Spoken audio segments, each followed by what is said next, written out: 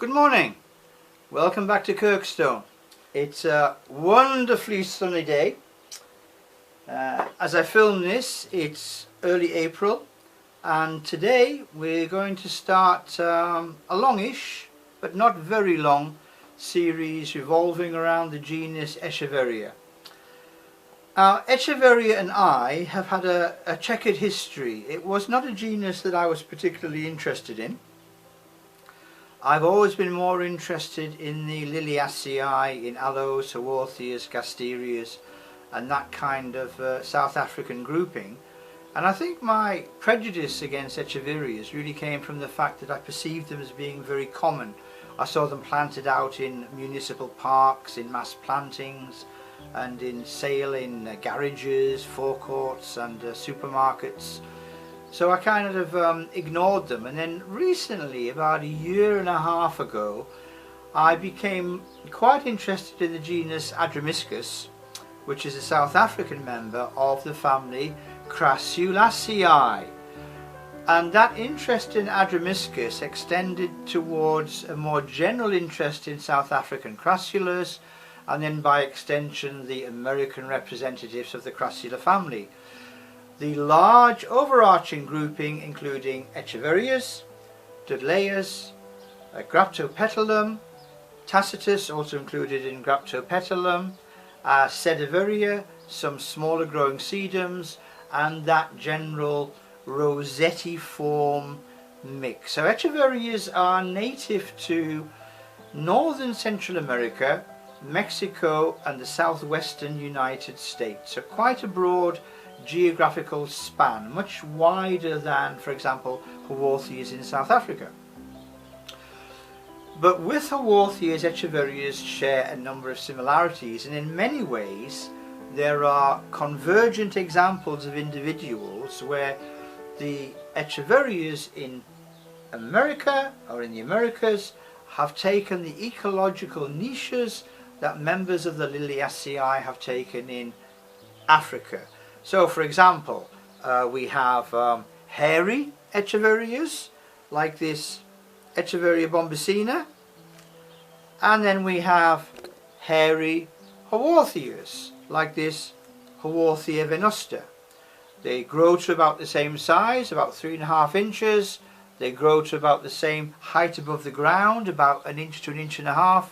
They are, to all intents and purposes, playing the same role. Now, Echeverias form part of a much wider crassula group, including the close relatives that I've just mentioned, including Pachyphytum, Dudleya, and that ilk of similar Echeveria plants, and I'll come back to that point very, very soon. They also, of course, take a botanical relationship to a much wider geographical form, with the inclusion of Madagascan, African and Asian plants like Kalanchoe, like this Kalanchoe tomentosa, and with several other similar groups in other parts of the world, like the Ionium and Grenovias from the Canary Islands, like this Grenovia diotrantalis, which is now Ionium diotrantalis. So there are many widespread representatives of the Crassula family, but for the purposes of this first series of videos we will be looking at the Echeverias in the purest sense. But very briefly, because we will be coming back to these points later on, there is something problematical about the definition of the word Echeveria in terms of botany. Because with the advent of genetic research and scanning electron microscopes and men in white coats making decisions about the names of plants, Echeveria has been designated a polyphyletic group. What? The genus Echeveria has been designated a polyphyletic group, which means that there is no common ancestor to Echeveria. So what? So what, says you? Okay, let's wind back very, very quickly. My name is Arthur Dixon. Now just imagine my name was Dixon Arthur. Dixon would be the genus name, Arthur would be the species name. And theoretically, if you checked all the Dickson's ancestry back in time, there would be one person called Dickson, or one relationship called Dickson, from whom all the Dicksons were descended. Yeah? Make sense? Ish, kind of? Right. In Echeveria, there is no common ancestor. There are probably about 4 or 5 different genetic strains within what we understand to be the overarching Echeveria grouping. And within that there is a group of Echeverias which are actually quite close to Pachyphytum. Well, for example, if we look at this lovely white thick-leaved Echeveria lowii, it looks quite similar to this lovely white thick-leaved Pachyphytum.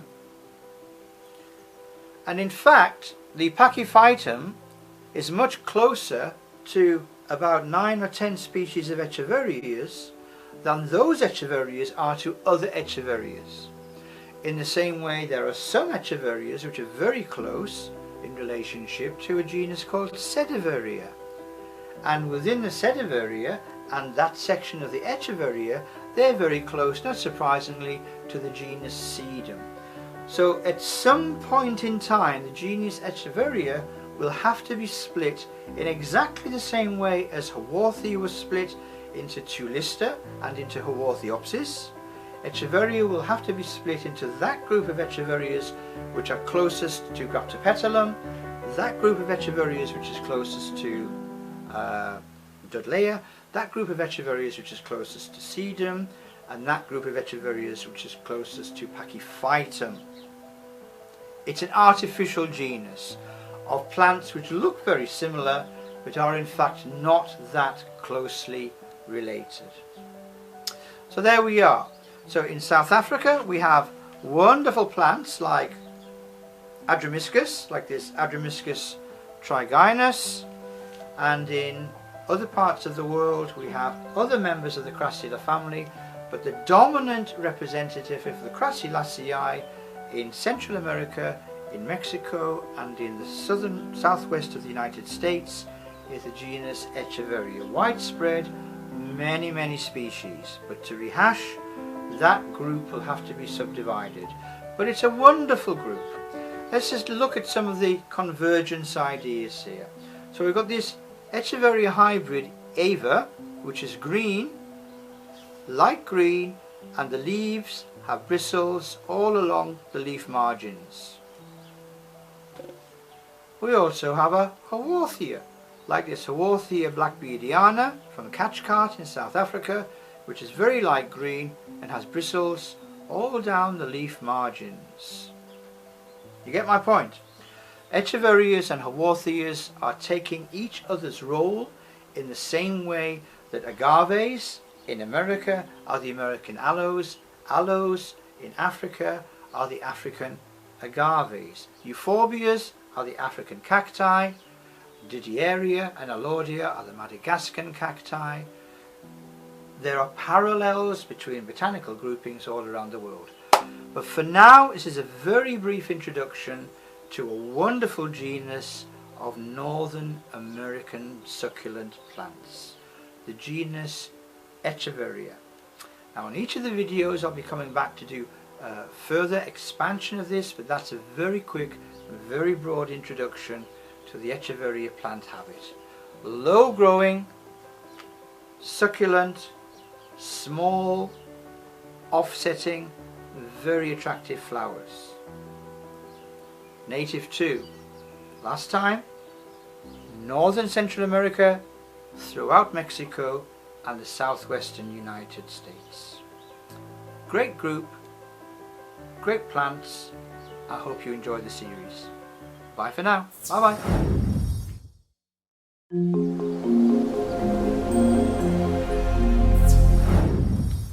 Good morning and welcome back to Kirkstone. I don't know what time of year you're watching this video, but I'll be watching it now.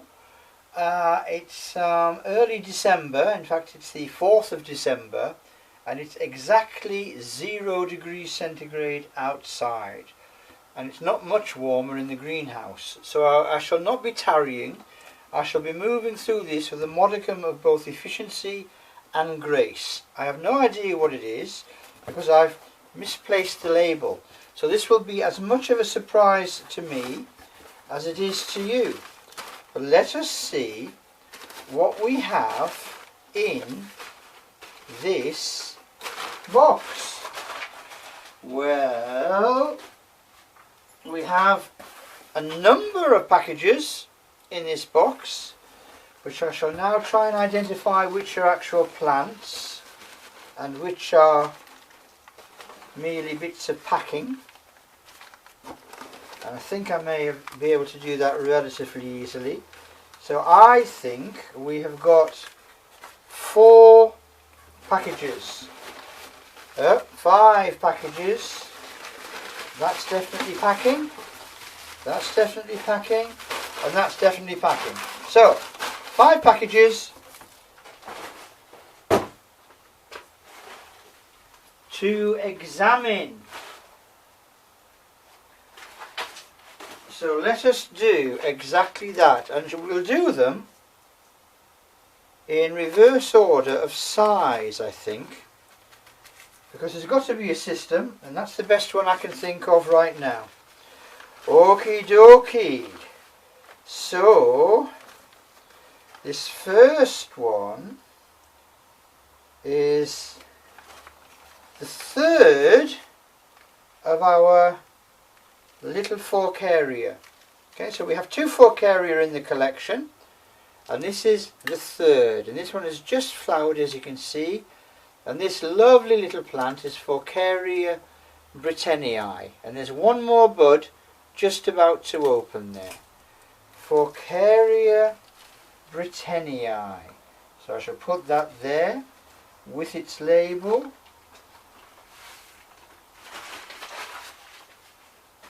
Right, the next biggest is this one, and this one, ooh, that's nice, that's very nice indeed. Okay, those have been growing in quite a small pot, and the label has become detached, but this one doesn't have a label, so by process of elimination, the plant without a label and the label without a plant are likely to go together. And I don't know if you can read this, but this is the very first Echeveria in our collection. It might be the second, but it's the first one we've bought as part of the overall deliberate Echeveria expansion program. And this gorgeous dark-skinned plant is Echeveria affinis. Affinis. And isn't that fabulous? Dark purple on the outside and super dark green on the inside. That is a great plant. Really, really like that. Okay, so put that with its label, Echeveria affinis. Okay, the next biggest package. There's a label falling on the floor. Is an Echeveria relative, which we're also pursuing, and this is a Pachyphytum. Okay, the so-called thick plant. Lovely name, isn't it? Well, this is Pachyphytum bracteosum. It's got the typical thick, fleshy Pachyphytum leaves, and you can see it's already branching from below. Pachyphytum bracteosum, and that is the second Pachyphytum in the collection, but like the Echeveria, the first of our deliberate Pachyphytum collection that we're building up. So we're looking at Echeveria, we're looking at Pachyphytum, we're looking at Orostachys, we're looking at some of the hybrids like Pachyveria and Sediveria, the intergeneric hybrid group, and basically we're doing a very deliberate attempt to add a few members of the Crassulaceae which aren't represented. We've got a good collection of dwarf crassulas now, and we've got a good collection of Adromiscus from South Africa. Whoa, look at that. Now that's a doozy woozy. That's a really big and spectacular plant. That's almost aloe sized, isn't it? Yeah, I'm probably, to the Echeveria specialists amongst you, I'm probably displaying my ignorance now, because I really don't know a massive amount about what sizes these plants get to. And this lovely plant, this very fresh green and fleshy leaf plant, is Echeveria mexicana, the Mexican Echeveria, which obviously most of them are. The other genus which I neglected to mention there in my flying introductory overview was Dudleya. And we don't have any Dudleyas now, but it is a plant that I'm actively looking for. And finally, look at that. That is, well, a shock. That is a great plant. Right, let me put that down, and let me just lift that up to show you what we have. Now that is a particular cultivar of Echeveria shaviana called Curly Pearl. Is it called Curly Pearl? Let me just check. It is called Curly Pearl. I remembered from the order. And that is absolutely superb. Look at that.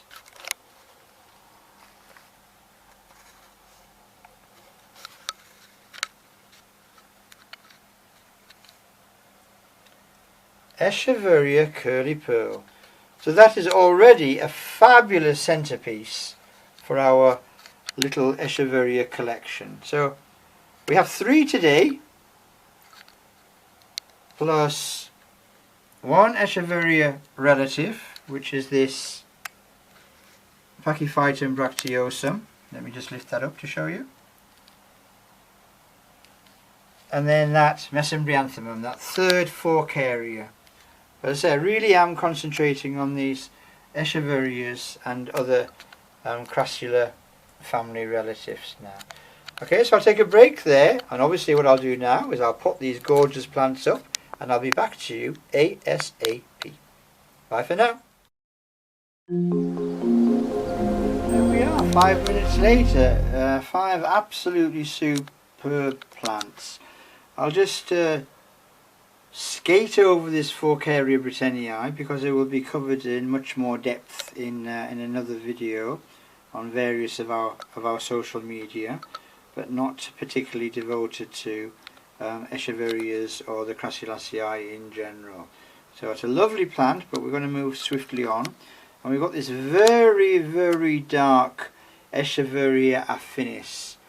I mean, it's those of you who've been watching my videos for a while, the videos that we make here at Kirkstone, will know that I have an absolute fascination for convergent evolution, how plants from completely different biological groups, taxonomically distinct and separate, and often geographically very distinct as well, can look almost exactly the same. They've come to converge because the ecological conditions in which they grow are identical. Therefore the plants have evolved to fulfill an identical function, even if they're not related. So a dicotyledon like an Ariocarpus, like Ariocarpus Scapharostrus or Retusus longituberosus, or indeed Trigonus, will look amazingly like this plant, which also looks morphologically amazingly like both Haworthia, Haworthiopsis limifolia umboensis, and also like Tulistas, various of the tubercle-less Tulistas, the plain ones like Marginata. So that's an amazingly coloured plant with a purple on the outside. It's a bit dusty now, it needs a good clean. A dark purple on the outside, and that very dark green in the centre. So that's Echeveria affinis. And then I should have gone here first really and kept the Echeverias together. But this is a typical thick-leaved Pachyphytum. Okay, so this particular one is Pachyphytum bracteosum. And then we had that large and very impressive Echeveria mexicana. Very, very nice plant indeed. And then the pièce de résistance, that particular cultivar of Echeveria shaviana, which has always been one of the most spectacular Echeverias, of course. And this is Echeveria curly pearl, and it really is an absolutely stunning plant. About 5.5 inches across, nice and flat, absolutely amazing. Love it to bits. Echeveria number 3, Echeveria number 2, Echeveria number 1, Pachyphytum number 1, and that lone stray member of the Ficoid tribe of the Isoaceae, Forcaria brittannii. Another lovely, lovely plant. Okay.